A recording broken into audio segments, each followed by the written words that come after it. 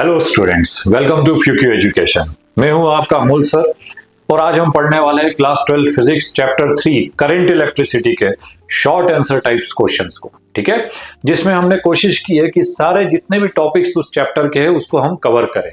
Okay, तो students जल्दी से स्टार्ट करते हैं हमारा क्वेश्चन नंबर फर्स्ट। ओके, हमारा question number first is what is drift velocity? Establish relation between current and drift velocity. Okay, तो स्टूडेंट्स सबसे पहला क्वेश्चन है व्हाट इज ड्रिफ्ट वेलोसिटी। तो स्टूडेंट जब भी कंडक्टर जो होता है, सपोज करिए ये कंडक्टर है, ओके, और इस कंडक्टर में जब भी हम चार्ज या करंट फ्लो करेंगे, ठीक है ना, तो जब भी चार्ज या करंट फ्लो होता है, जैसे फॉर एग्जांपल यहाँ पे हमने एक बैटरी को कनेक्ट कर दिया है, ठीक है, एक बैटरी कनेक्ट हो गई है, इसके साथ इसका नेगेटिव टर्मिनल जो है वो हमने यहाँ पे इससे कनेक्ट कर दिया, पॉजिटिव टर्मिनल को यहाँ पे कनेक्ट हो गया। ठीक है, तो जैसे बैटरी को या सेल को हम जब यहाँ कनेक्ट करते हैं तो यहाँ पे एक इलेक्ट्रिक फील्ड प्रोड्यूस हो जाएगा। क्या हो जाएगा? Electric field. ठीक है, और जो इलेक्ट्रिक फील्ड और जो लेंथ ऑफ द कंडक्टर है is equal to L. Length of the conductor is equal to L के इक्वल हो जाएगा। ठीक है, करंट फ्लो हो रहा है नेगेटिव टू पॉजिटिव टर्मिनल, तो करंट यहां से पास होगा, इधर से जाएगा, और यहाँ पे करंट का जो डायरेक्शन रहेगा वो आई इस तरीके से रहेगा। ओके, तो जो करंट फ्लो हो रहा है एल लेंथ के कंडक्टर में, तो जब इलेक्ट्रॉन्स मूव करेंगे तो इलेक्ट्रॉन्स कहां से कहां जाएंगे? इलेक्ट्रॉन्स पे कौन सा चार्ज होता है? Negative charge. ठीक है, तो जब इलेक्ट्रॉन्स पे नेगेटिव चार्ज होता है तो इलेक्ट्रॉन्स जो है वो नेगेटिव से किसकी ओर जाएंगे? पॉजिटिव की, करंट के अपोजिट डायरेक्शन में। ठीक है, तो जब इलेक्ट्रॉन्स मूव करते हैं, तो जब वो मूव कर रहे हैं तो कंटिन्यूअसली बीच बीच में वो पॉजिटिव आयन से क्या करते हैं? स्ट्राइक करते हैं, टकराते हैं, और जब वो टकराते हैं तो उनकी वेलोसिटी जो है वो डिक्रीज हो जाती है। सेल उसको एनर्जी प्रोवाइड करेगा, फिर वो आगे बढ़ेंगे, फिर वो पॉजिटिव आयन से स्ट्राइक करेंगे, और इस तरीके से वो एक वन एंड से सेकेंड एंड तक क्या होंगे? ट्रांसफर होंगे। ओके, तो जब इलेक्ट्रॉन्स मूव कर रहे हैं negative terminal to positive terminal, तो उनका वेलोसिटी कंटिन्यूअसली क्या होता जाता है? चेंज होता रहता है। ठीक है, तो पूरे कंडक्टर में जो इलेक्ट्रॉन्स है उनकी जो एवरेज वेलोसिटी होती है is called drift velocity and it is denoted bye Vd। तो ड्रिफ्ट वेलोसिटी को हम कैसे रिप्रेजेंट करेंगे? Vd से रिप्रेजेंट करेंगे। ठीक है, और इसी में हमारा नेक्स्ट क्वेश्चन है, हमें करंट एंड ड्रिफ्ट वेलोसिटी में क्या फाइंड करना है? रिलेशन फाइंड करना है। ठीक है, तो करंट I है, ड्रिफ्ट वेलोसिटी Vd है, इसमें हमें रिलेशन फाइंड करना है। ठीक है, तो सबसे पहले आप देख रहे हो कि ये कंडक्टर है, कंडक्टर की लेंथ कितनी है? L है, एरिया ऑफ क्रॉस सेक्शन हम A के इक्वल ले लेते हैं। ठीक है, तो वॉल्यूम ऑफ कंडक्टर, सबसे पहले हम देखते हैं वॉल्यूम।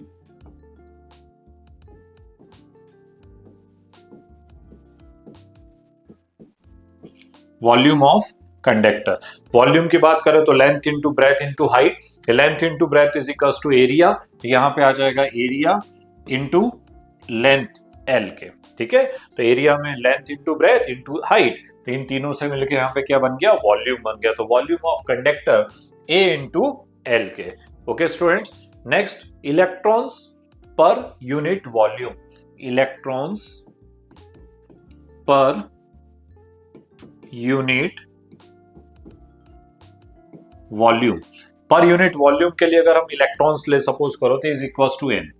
पर यूनिट वॉल्यूम मतलब वन वॉल्यूम में जो इलेक्ट्रॉन्स है, number of electron is equal to N के। ठीक है, तो नंबर ऑफ इलेक्ट्रॉन जो है वो एन के इक्वल है, तो total electron, total number of electron, ठीक है, तो टोटल नंबर ऑफ इलेक्ट्रॉन्स को हम रिप्रेजेंट करेंगे कैपिटल एन से। ठीक है, तो उसमें एन जो है वो पर यूनिट वॉल्यूम का है, टोटल वॉल्यूम हमारे पास ए इंटू एल है, तो टोटल नंबर ऑफ इलेक्ट्रॉन हो जाएगा N into A into L के।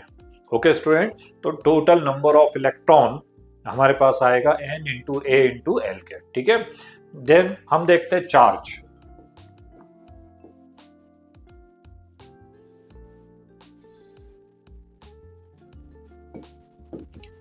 ये टोटल नंबर ऑफ इलेक्ट्रॉन थे। नेक्स्ट है हमारे पास चार्ज। चार्ज कैलकुलेट करते हैं, तो charge Q is equal to quantization of charge, आपको मालूम है charge Q is equal to होता है Ne के।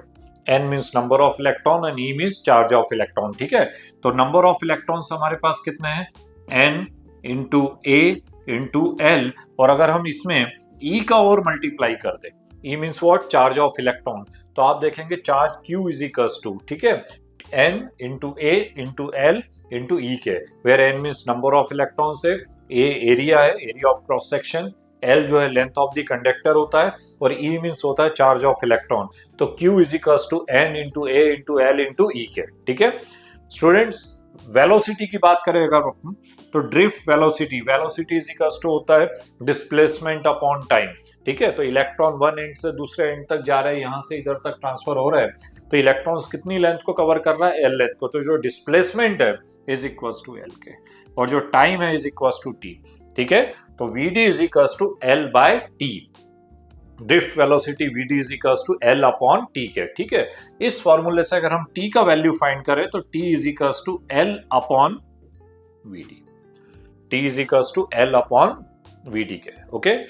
करंट के लिए हमें रिलेशन फाइंड करना है स्टूडेंट्स, तो current I is equals to, हमारे पास फॉर्मूला होता है Q by T, current I is equals to होता है Q अपॉन T के, ओके, चार्ज अपॉन टाइम। तो Q की वैल्यू हमारे पास गिवन है, ये पूरा Q का वैल्यू हमने ऑलरेडी कैलकुलेट किया हुआ है, और टाइम T के लिए हमने कैलकुलेट किया है T is equals to L upon Vd के। ये जो दोनों वैल्यूज है हम इस फॉर्मूले में यहाँ पे पुट करेंगे, ठीक है। तो I is equals to, Q की वैल्यू हम पुट करेंगे N into A into L into E divided by, और T टाइम T है, और T की जगह हम यहाँ पे यूज करेंगे L upon Vd, okay students. ये Vd को हम ऊपर ट्रांसफर करें तो ये हो जाएगा I इज इक्वल्स टू, ये L और L कैंसिल हो जाएगा, Vd ऊपर ट्रांसफर हो जाएगा, तो N E A Vd, okay. तो हमारे पास जो फाइनल रिजल्ट आएगा वो आएगा I is equals to N into E into A into Vd के, where Vd means what? Drift velocity of electron. What is drift velocity? Average velocity of electron is called drift velocity and it is denoted by Vd. N means number of electron, E charge of electron, और A जो होता है area of conductor. तो students current और drift velocity में जो relation होता है वो ये होता है I is equals to NEA Vd के, ओके। तो ये था हमारा question number 1।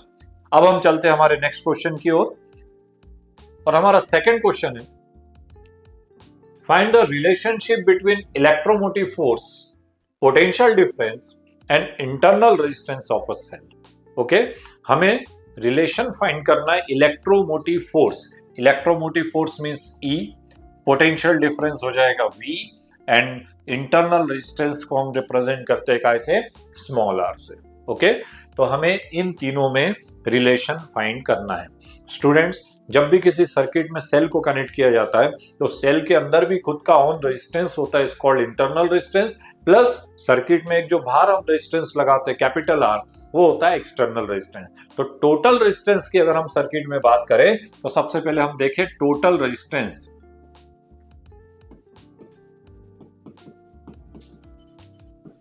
Total resistance capital R plus small r। Capital R जो होता है वो एक्सटर्नल रेजिस्टेंस होता है, स्मॉल r जो होगा वो इंटरनल रेजिस्टेंस होगा जो सेल में रहता है, ठीक है। तो टोटल रेजिस्टेंस हो गया हमारे पास कितना, R प्लस R के, ठीक है। अगर हम करंट की बात करें, current I, current in the circuit, current I is equals to, ठीक है। तो ओम्स लॉ कहता है I is equals to V by R, यहाँ V की जगह यहाँ पे सेल लगा हुआ है तो सेल के लिए क्या यूज होता है, इलेक्ट्रोमोटिव फोर्स E हो जाएगा, एंड R की जगह यहाँ पे आ जाएगा R प्लस R के, ओके। तो current in the circuit I is equals to हो जाएगा E upon R plus R के। इस R प्लस R को अगर हम यहाँ ट्रांसफर करें तो E is equals to I R plus R। Capital R means होता है external resistance and small r जो रहता है वो internal resistance, equation number first, okay. Next हम देखते हैं इसमें भाई ओम्स लॉ अगर हम देखें तो ओम्स लॉ कहता है V is equals to IR, according to Ohm's law V is equals to IR, equation number second, okay. And students आपको भी मालूम है कि जब हम किसी भी इसमें सर्किट में सेल को कनेक्ट करते हैं तो जो सेल का इलेक्ट्रोमोटिव फोर्स होता है उसकी वैल्यू पोटेंशियल डिफरेंस के कंपैरिजन में क्या होती है, ज्यादा होती है। E is always greater than V, okay. और from equation first and second आप देखो E is equals to I R plus R, V is equals to I R, तो यहाँ R है और यहाँ R प्लस R है, ऑब्वियसली E की वैल्यू जो होगी E is greater than V के। तो कितना डिफरेंस है? जो डिफरेंस होता है इसको बोला जाता है वोल्टेज ड्रॉप। ओके, तो वोल्टेज ड्रॉप को हम कैलकुलेट करते हैं ई माइनस वी से। ई में से वी को क्या करेंगे? माइनस करेंगे, because E is greater than V के। ठीक है, और आरएचएस में हमारे पास वैल्यू है I R plus R minus V का वैल्यू हमारे पास गिवन है by Ohm's law I are. ठीक है, ओम्स लॉ जो रहता है वो एक्सटर्नल सर्किट के लिए, एक्सटर्नल रेजिस्टेंस के लिए यूज होगा, तो यहाँ पे हो जाएगा आई आर के E minus V is equal to I R plus I R minus I R. Minus I R and plus I R जो है वो कैंसिल हो जाएगा। ठीक है, तो हमारे पास आएगा E minus V is equal to I r, where small r जो रहता है is equal to internal resistance. Internal resistance के लिए हमें फॉर्मूला यहाँ पे क्या करना है? कैलकुलेट करना है। ओके, तो हमें जब इंटरनल रेजिस्टेंस के लिए फॉर्मूला कैलकुलेट करना है इसमें, तो E minus V is equal to I are. ठीक है, तो इस फॉर्मूले से अगर हम आर की वैल्यू फाइंड करें, आर इज इक्वल टू, तो हमारे पास आएगा E minus V upon I के। तो स्मॉल आर का एक फॉर्मूला ये भी होता है, ये भी हम न्यूमेरिकल में यूज करते हैं, small r is equals to E minus V upon I के, where E means electromotive force, V means potential difference and I means current. Okay students, ठीक है, by Ohm's law I is equals to होता है I is equals to V upon R. अगर इसमें capital R में अगर हमें convert करना है इसको, तो आई इज इक्वल्स टू होता है वी अपॉन आर के। तो इस आई की जगह पे हम वैल्यू पुट करेंगे small r is equals to E minus V upon I की जगह पे आएगा वी अपॉन आर। इस आर को ऊपर ट्रांसफर करेंगे स्टूडेंट्स, तो आर इज इक्वल्स टू, ठीक है, ये कैपिटल आर हो गया और हमारे पास आएगा E minus V upon V. Okay, and then इस फॉर्मूले को हम इस फॉर्म में भी लिख सकते हैं, थोड़ा सिंप्लीफाई करते, तो small r is equals to capital R E upon V minus one के। ठीक है, तो ये रिलेशन होता है between small r internal resistance, E EMF and potential difference V. तो ई वी एंड आर में जो रिलेशन होगा वो ये होगा small r is equals to capital R E upon V minus one के। ठीक है, और इंटरनल रेजिस्टेंस है तो उसका यूनिट जो रहता है is equals to ohm. Okay students, तो इस क्वेश्चन का जो आंसर आएगा, find the relationship between electromotive force, potential difference and internal resistance, small r is equals to capital R E upon V minus 1K। Okay, तो ये था हमारा question number second. अब हम चलते हैं हमारे नेक्स्ट क्वेश्चन की ओर, और हमारा नेक्स्ट क्वेश्चन है on what factor the resistance of a conductor depends. Okay, and how, कौन कौन से फैक्टर्स के ऊपर रेजिस्टेंस डिपेंड करता है एंड कैसे डिपेंड करता है वो हमको फाइंड करना है। ठीक है, तो स्टूडेंट्स ओम्स लॉ का डेरिवेशन जब आपने देखा था, तो ओम्स लॉ के डेरिवेशन में जब हमने कैपिटल आर की वैल्यू फाइंड की थी, तो capital R is equals to होता है M L upon N E square A tau के। ये रेजिस्टेंस का फॉर्मूला होता है, बाय ओम्स लॉ हमने कैलकुलेट किया था, बाय फ्री इलेक्ट्रॉन मॉडल से हमने इस फॉर्मूले को कैलकुलेट किया। तो capital R is equals to M L upon N E square A tau. ठीक है, M means mass, L length of the conductor, N number of electrons, E charge of electron, A area of conductor and tau जो रहता है is relaxation time. ठीक है, relaxation time का मतलब होता है कि दो कोलिजन के बीच का जो टाइम इंटरवल है, इलेक्ट्रॉन चला, एक बार स्ट्राइक करेगा, फिर आगे बढ़ेगा, सेकेंड टाइम स्ट्राइक करेगा, तो दोनों के बीच का जो टाइम इंटरवल होता है इसको बोला जाता है relaxation time and it is denoted by tau. Okay, तो स्टूडेंट्स रेजिस्टेंस का फॉर्मूला है ml upon N E square A tau. आप भी स्टूडेंट जानते हो, कोई भी वायर अगर आपको गिवन है, किसी भी मटेरियल का, किसी भी मेटल का वायर अगर आपको गिवन है, तो mass of electron, mass of जो वायर है उसके लिए अगर हम कैलकुलेट करें तो m की वैल्यू जो है वो चेंज नहीं हो सकती। ठीक है, n number of electrons particular metal के लिए वो भी सेम रहेगा, e की वैल्यू चार्ज ऑफ इलेक्ट्रॉन है। हमारे पास 3 फैक्टर्स है जिसको हम चेंज कर सकते हैं। नंबर 1 इज L, नंबर 1 जो रहेगा वो हमारे पास रहेगा L, और दूसरा रहेगा A, और थर्ड फैक्टर जो रहेगा वो टाउ, रिलैक्सेशन टाइम। ओके, तो आप इस फॉर्मूले के अकॉर्डिंग अगर हम देखें तो स्टूडेंट्स आप देखेंगे कि फर्स्ट फैक्टर जो होता है वो होता है रेजिस्टेंस जो रहता है इज डायरेक्टली प्रोपोर्शनल होता है किसके, लेंथ के। Resistance of a conductor is directly proportional to the length, R is proportional होगा किसके, एल के। ठीक है, सेकेंड फैक्टर आपको यहां पे मिलेगा R is proportional to 1/A। Okay, तो जो रेजिस्टेंस होता है वो एरिया ऑफ कंडक्टर के क्या होता है, इनवर्सली प्रोपोर्शनल होगा। एरिया अगर इंक्रीज हो रहा है तो रेजिस्टेंस डिक्रीज होता है, एरिया को अगर आप डिक्रीज करोगे तो रेजिस्टेंस इंक्रीज होगा। ठीक है, कोई थिक वायर है, मोटा वायर है, तो मोटा वायर है तो एरिया ज्यादा है तो उसका रेजिस्टेंस कम होता है। अगर वायर थिन है, पतला वायर अगर आप यूज कर रहे हो तो एरिया कम है तो उसका रेजिस्टेंस ज्यादा होता है। तो स्टूडेंट्स, मोटे वायर का रेजिस्टेंस जो रहता है वो कम होता है और पतले वायर का रेजिस्टेंस जो है वो ज्यादा होता है, because R is proportional to 1/A के। ओके, थर्ड फैक्टर जो होता है वो डिपेंड करता है स्टूडेंट्स टेम्परेचर के ऊपर। किसके ऊपर, टेम्परेचर के ऊपर। ठीक है, ऑन इंक्रीजिंग दी टेम्परेचर, किसी भी वायर का अगर आप टेम्परेचर अगर आप इंक्रीज कर रहे हो, ठीक है, तो उसका जो रेजिस्टेंस है, बताइए आप लोग सोचिए उस बारे में कि अगर हम किसी वायर के टेम्परेचर को अगर हम बढ़ा दें तो रेजिस्टेंस के ऊपर क्या इफेक्ट पड़ेगा। फॉर्मूला आपके सामने लिखा हुआ है, R = ml/ne²8. ठीक है, इस फॉर्मूले के बेस पे आपको आंसर देखना है कि on increasing the temperature resistance of a conductor increases, decreases और नो चेंज, क्या हो सकता है। ठीक है, तो स्टूडेंट्स आप देखेंगे यहाँ पे ये जो टाउ है ये रिलैक्सेशन टाइम है। व्हाट इज रिलैक्सेशन टाइम, हमने आपको बताया कि इलेक्ट्रॉन जब चल रहे हैं तो बिटवीन टू कोलिजन का जो बीच का जो टाइम इंटरवल होता है is called relaxation time. Okay, जब हम किसी भी वायर के टेम्परेचर को इंक्रीज करेंगे तो जो इलेक्ट्रॉन्स है उसको एनर्जी मिलेगा, और एनर्जी मिलेगा तो इलेक्ट्रॉन फास्ट मूव करेगा। फास्ट मूव करेगा दैट इज, यहाँ पे आप देख रहे हो कि दो कोलिजन के बीच का जो टाइम है टाउ, वो क्या होगा, डिक्रीज हो जाएगा। इलेक्ट्रॉन जल्दी चल रहा है तो जल्दी पहुंचेगा तो रिलैक्सेशन टाइम क्या हो गया, कम हो गया। और आप इस फॉर्मूले के अकॉर्डिंग अगर आप देखो तो रिलैक्सेशन टाइम अगर कम हो रहा है तो रेजिस्टेंस ऑफ अ कंडक्टर क्या होगा, इंक्रीज होगा। ठीक है, तो on increasing the temperature resistance of a conductor increases.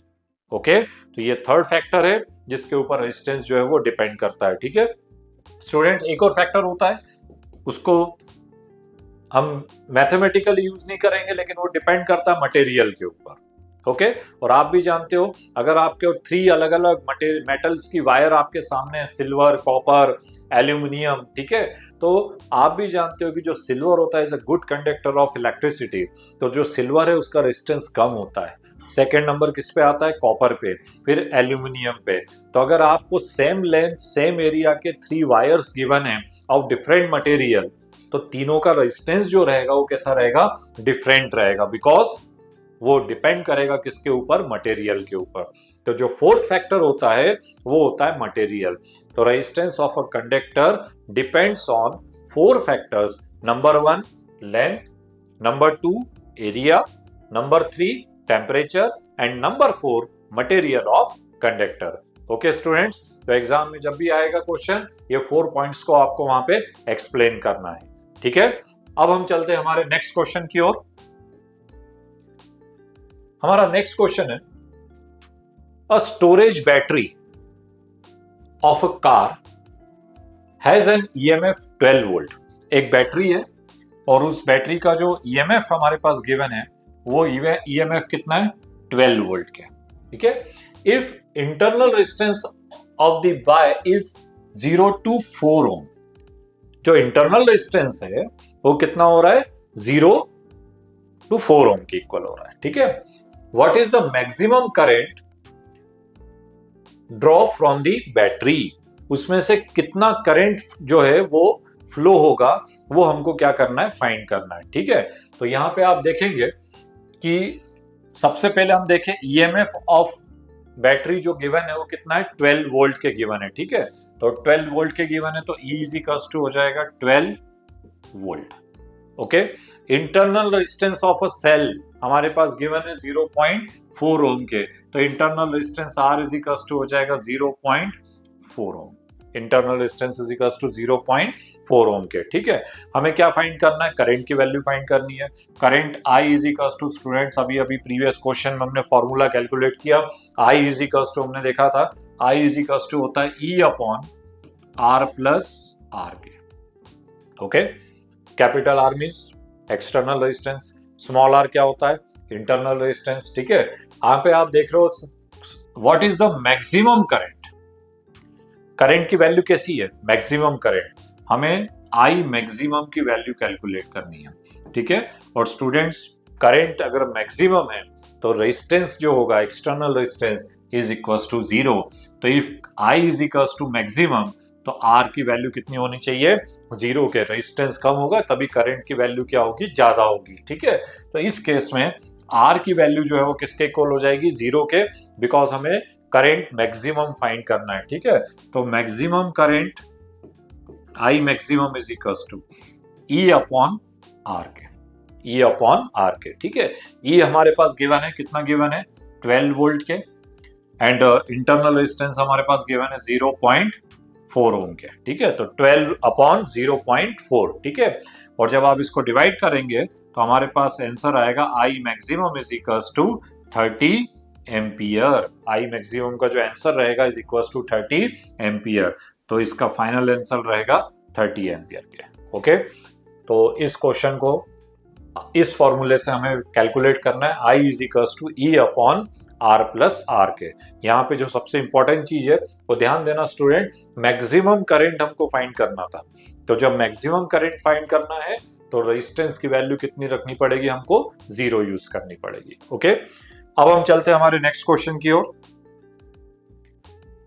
अब बैटरी ऑफ ईएमएफ 10 वोल्ट, एक बैटरी है, उसका ईएमएफ हमारे पास गिवन है कितना है, 10 वोल्ट के। ठीक है, तो E is equal to 10 volt and internal resistance is 3 ohm. Internal resistance small r की वैल्यू हमारे पास गिवन है 3 ओम के। ठीक है, is connected to a resistor. If the current in the circuit is 0.5 ampere, circuit का जो करंट है वो 0.5 एम्पियर है, I is equals to 0.5 ampere के। ठीक है, what is the resistance of the resistor, हमें रेजिस्टेंस की वैल्यू फाइंड करनी है कि उसका रेजिस्टेंस जो है वो कितना होगा, आर की वैल्यू हमको क्या करना है, फाइंड करना है। What is the terminal voltage of the battery when the circuit is close. ठीक है, और साथ में हमें क्या फाइंड करना है, टर्मिनल वोल्टेज की वैल्यू भी हमको क्या करनी है, कैलकुलेट करनी है। ठीक है, रेजिस्टेंस निकालना है एंड वोल्टेज निकालना है। ठीक है, तो सबसे पहले स्टूडेंट्स रेजिस्टेंस की वैल्यू हम कैलकुलेट करते हैं। रेजिस्टेंस की जो वैल्यू हम कैलकुलेट करेंगे तो सबसे पहले आप देखेंगे हमारे पास फॉर्मूला है I is equal to E upon R plus are के। अभी प्रीवियस क्वेश्चन में हमने फॉर्मूले को कैलकुलेट किया था, तो हमारे पास फॉर्मूला होता है I is equal to E upon R plus are के। ठीक है, यहां से इसको इधर ट्रांसफर करते तो R plus R is equal to E upon I के। ओके, हमें कैपिटल आर की वैल्यू को फाइंड करना है, इस आर को इधर ट्रांसफर करेंगे तो यहाँ जाएगा, ये माइनस में हो जाएगा, तो capital R is equal to E upon I minus R, E upon I minus R के इक्वल हो जाएगा। ठीक है, वैल्यू पुट करेंगे यहाँ पे, तो capital R is equal to E की वैल्यू हमारे पास गिवन है कितना है, 10 वोल्ट है, I हमारे पास गिवन है कितना है, 0.5 है, एंड माइनस स्मॉल आर हमारे पास गिवन है कितना है, 3 के। ठीक है, तो स्मॉल आर की वैल्यू किसके इक्वल हो जाएगी, 3 के। ठीक है, ये 0.5 है, इससे अगर हम इसको कैलकुलेट करेंगे, कैंसिल आउट करेंगे तो ये हो जाएगा 20 माइनस 3। ठीक है, 20 माइनस 3 के, और 20 minus 3 that is R is equal to हमारे पास आएगा 17 ओम के। तो जो हमारे पास फाइनल रिजल्ट आएगा, resistance, what is the resistance of register is equal to 17 ohm के। ठीक है, और वोल्टेज की वैल्यू फाइंड करनी है तो by Ohm's law V is equal to I R, इस वाले फॉर्मूले से I हमारे पास गिवन है 0.5, रेजिस्टेंस हमारे पास गिवन है 17, और उससे हम टर्म वोल्टेज की वैल्यू को क्या कर सकते हैं, फाइंड कर सकते हैं। ठीक है, तो ये था हमारा क्वेश्चन नंबर 5। अब हम चलते हैं हमारे नेक्स्ट क्वेश्चन की ओर। हमारा नेक्स्ट क्वेश्चन है, एट रूम टेम्परेचर गिवन है 27 degree centigrade. Okay, the resistance of a heating element is 100 ohm, resistance जो है वो 100 ओम के इक्वल है। What is the temperature of the element if the resistance is found to be 117 ohm, अगर जब 100 ohm resistance था तो उस केस में टेम्परेचर कितना था, 27 डिग्री था। ओके, अगर हमने रेजिस्टेंस की वैल्यू को चेंज कर दिया, 100 ओम से कितना कर दिया, 170 ओम कर दिया है, रेजिस्टेंस की वैल्यू चेंज हो गई, तो टेम्परेचर कितना होगा वो हमें फाइंड करना है। ठीक है, what is the temperature of the element, वो हमें फाइंड करना है। ठीक है, given that temperature coefficient of the register material is 1.7 into 10 की पावर -4। टेम्परेचर कोफिशिएंट की वैल्यू हमारे पास गिवन है, और स्टूडेंट्स आपको भी मालूम है टेम्परेचर कोफिशिएंट को हम रिप्रेजेंट करेंगे कैसे, अल्फा से, एंड अल्फा की वैल्यू हमारे पास गिवन है 1.70 इंटू 10 की पावर -4। ठीक है, तो ये अल्फा की वैल्यू हमारे पास गिवन है। इनिशियल टेम्परेचर, पहले टेम्परेचर कितना था, तो initial temperature T1 is equals to 27 degree centigrade. पहला इनिशियल टेम्परेचर, रूम टेम्परेचर जो है 27 है। रूम टेम्परेचर पे जो रेजिस्टेंस है, रेजिस्टेंस ऑफ हीटिंग एलिमेंट जो है वो 100 ओम के, that is R1 is equals to 100 ohm. ठीक है, जब रेजिस्टेंस की वैल्यू को चेंज होगी, कितनी हो गई, 117 ओम हो गया, तो टेम्परेचर कितना होगा फाइंड करना है, दैट इज हमें T2 का वैल्यू फाइंड करना है, एंड R2 हमारे पास गिवन है 117 ओम के। न्यू रेजिस्टेंस 117 ओम है, T2 का वैल्यू हमको फाइंड करना है। ओके स्टूडेंट्स, टेम्परेचर कोफिशिएंट का फॉर्मूला आपके पास है, और अल्फा इज इक्वल्स टू होता है increase in resistance upon initial resistance into rise in temperature. ठीक है, तो वो फॉर्मूला हम यहाँ पे यूज करेंगे, alpha is equals to increase in resistance, increase in resistance की बात हो रही है, that is final minus initial, that is R2 minus R1, increase in resistance. ठीक है, इनिशियल रेजिस्टेंस, इनिशियल रेजिस्टेंस की वैल्यू कितनी है, R1 into increase in temperature, rise in temperature. ठीक है, तो राइज इन टेम्परेचर की बात करेंगे, that is final temperature minus initial temperature, T2 minus T1 के। तो स्टूडेंट्स, टेम्परेचर कोफिशिएंट का जो फॉर्मूला होता है वो ये होता है, alpha is equals to R2 minus R1 upon R1, T2 minus T1 के। ओके, यहाँ पे हम वैल्यू पुट करेंगे, और हमें वैल्यू फाइंड करनी है किसकी, T2 की। T2 की वैल्यू हमको कैलकुलेट करनी है। ठीक है, तो T2 माइनस T1 को इधर ट्रांसफर करें, अल्फा को इधर ट्रांसफर करें, तो हमारे पास वैल्यू आएगी T2 minus T1 is equals to R2 minus R1 upon R1 into alpha. Okay, alpha को इधर ट्रांसफर किया, T2 माइनस T1 को इधर ट्रांसफर किया। हमें वैल्यू किसकी फाइंड करनी है, T2 की। ठीक है, सबसे पहले एक काम करते हैं, इसमें हम वैल्यूज पुट कर लेते हैं, इसको कैलकुलेट कर लेते हैं। R2 की वैल्यू हमारे पास गिवन है, कितना है, 117। R1 का वैल्यू हमारे पास कितना गिवन है, 100 ओम।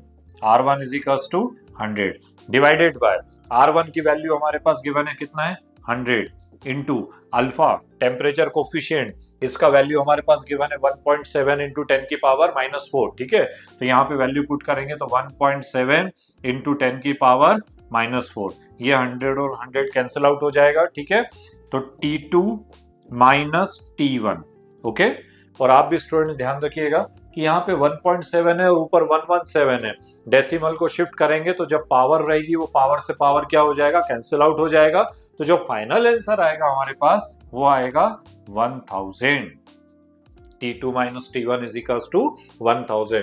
10 की पावर 4 को ऊपर हम ट्रांसफर करेंगे तो +4 हो जाएगा, 1.7 है, डेसिमल हटा दो, एक 0 आ जाएगा, तो 17 नीचे रहेगा और 1170 ऊपर आ जाएगा। और जब आप इसको कैंसिल आउट करेंगे तो T2 minus T1 is equals to 1000 के। ठीक है, T1 का वैल्यू गिवन है, कितना है, 27। तो यहाँ पे T1 का वैल्यू पुट करें हम, तो T2 minus 27 is equals to 1000।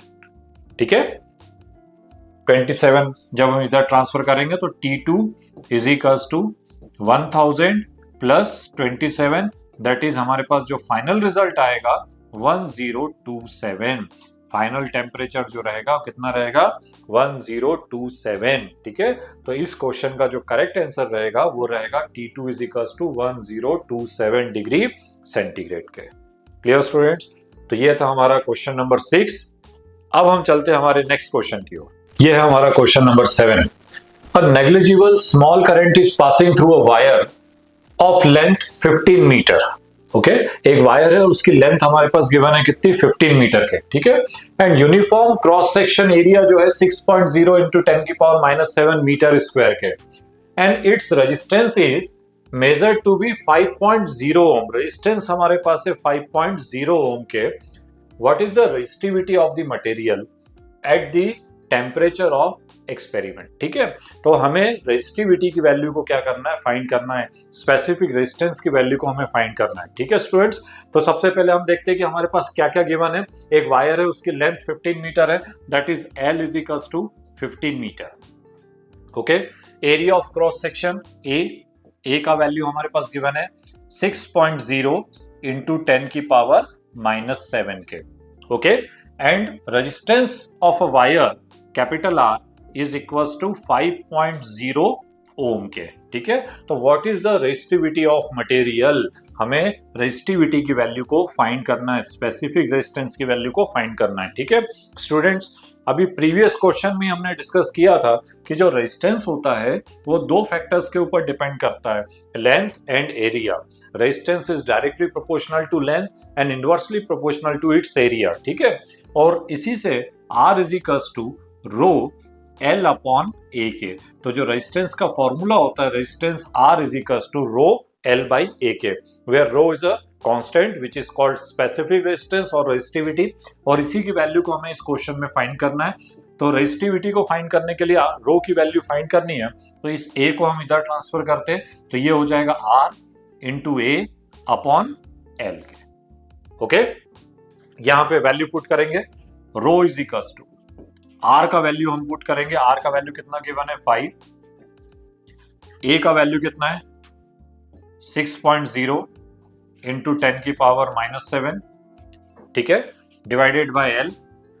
L हमारे पास गिवन है कितना है 15 मीटर, ठीक है, तो ये 15 मीटर हो जाएगा, ठीक है। जब हम कैलकुलेट करेंगे तो 5 से ये 3 टाइम्स कैंसिल होगा, 3 से 6 जो है 3 2 6 के कैंसिल हो जाएगा, ठीक है। तो जो हमारे पास फाइनल रिजल्ट आएगा, रो इज इक्वल्स टू, वो आएगा 2 इंटू 10 की पावर -7। तो स्पेसिफिक रेजिस्टेंस की जो वैल्यू रहेगी वो रहेगी 2 इंटू 10 की पावर -7। और स्टूडेंट्स इस फॉर्मूले से अगर हम देखें तो आपको यूनिट ऑफ रेजिस्टेंस जो रहता है वो ओम होता है, यूनिट ऑफ एरिया की अगर हम बात करें तो ये हो जाएगा मीटर स्क्वायर के, एंड लेंथ का यूनिट कितना होता है मीटर के, मीटर से ये स्क्वायर कैंसिल हो जाएगा, तो यूनिट ऑफ स्पेसिफिक रेजिस्टेंस जो आएगा वो आएगा ओम इंटू मीटर के। तो जो फाइनल रिजल्ट हमारे पास रहेगा इस क्वेश्चन का, रो इज इक्वल्स टू 2 इंटू 10 की पावर -7 ओम इंटू मीटर के, ठीक है। अब हम चलते हैं हमारे नेक्स्ट क्वेश्चन की ओर। हमारा नेक्स्ट क्वेश्चन है, compare the resistance of two bulb 100 watt and 400 watt. दो बल्ब के पावर हमारे पास गिवन है, 100 वॉट का एक बल्ब है और दूसरा बल्ब कितने वॉट का है 400 वॉट का, ठीक है। और उसके रेजिस्टेंस को हमको क्या करना है, कंपेयर करना है, ठीक है। तो दो पावर हमारे पास गिवन है, फर्स्ट नंबर इज P1 की वैल्यू हमारे पास गिवन है 100 वॉट, सेकेंड पावर जो है वो P2 is equals to given है 400 वॉट के। ओके स्टूडेंट्स, और यहाँ पे एक चीज और, यहाँ पे आप देखेंगे देयर वोल्टेज इज सेम, दोनों का जो वोल्टेज है वो कैसा है, सेम के, ठीक है। तो स्टूडेंट्स पावर का फॉर्मूला अभी हमने प्रीवियस क्वेश्चन में भी देखा था, power P is equals to होता है V² अपॉन R के, ये हमारे पास फॉर्मूला है, ठीक है। पोटेंशियल कैसा है, दोनों का वोल्टेज सेम, तो जब वोल्टेज सेम है तो जब कांस्टेंट टर्म है उसको अगर हम रिप्लेस कर दे तो P is proportional to 1 upon R, ठीक है। तो जो पावर है वो रेजिस्टेंस के क्या होता है, इनवर्सली प्रोपोर्शनल होगा, ठीक है। इसको अगर हम इस फॉर्म में भी लिखे तो P1 अपॉन P2 ये इनवर्सली प्रोपोर्शनल है, तो ये चेंज हो जाएगा, तो ये हो जाएगा R2 अपॉन R1 के। ओके स्टूडेंट्स, तो P1 upon P2 is equals to R2 upon R1 के। हमें कंपेयर दी रेजिस्टेंस को कंपेयर करना है, ठीक है। तो डेट इज हमें वैल्यू फाइंड करनी है R1 अपॉन R2 की, तो इसको हम चेंज कर लेते हैं, तो हमारे पास फाइनल रिजल्ट आएगा R1 upon R2 is equals to, ये हो जाएगा P2 अपॉन P1 के, दोनों को चेंज कर दिया, ठीक है। P1 P2 का वैल्यू हमारे पास गिवन है, यहाँ पे वैल्यू पुट करेंगे, P2 का वैल्यू गिवन है 400 एंड P1 का वैल्यू गिवन है 100, ठीक है। दैट इज हमारे पास फाइनल रिजल्ट आएगा R1 अपॉन R2, इसको जब हम कैंसिल आउट करेंगे तो 4 अपॉन 1 के, ठीक है। तो स्टूडेंट्स इसका जो रेजिस्टेंस है, इसका जो रेशियो रहेगा R1 is to R2 is equals to 4:1 के। तो इस क्वेश्चन का जो करेक्ट आंसर रहेगा वो रहेगा R1:R2 इज इक्वल्स टू 4:1 के। ठीक है स्टूडेंट्स, ठीक है। तो स्टूडेंट्स ये थे हमारे चैप्टर 3 के शॉर्ट आंसर टाइप्स क्वेश्चंस। आपको कोई भी डाउट हो तो हमारे कमेंट्स बॉक्स में जरूर लिखिएगा और हमारे चैनल को लाइक और सब्सक्राइब जरूर करिए, जिससे आने वाले वीडियोस आपको जल्दी से जल्दी मिल सके। हमारा नेक्स्ट वीडियो रहेगा लॉन्ग आंसर टाइप्स क्वेश्चंस का। ठीक है, तो मिलते हैं नेक्स्ट वीडियो में। Thank you.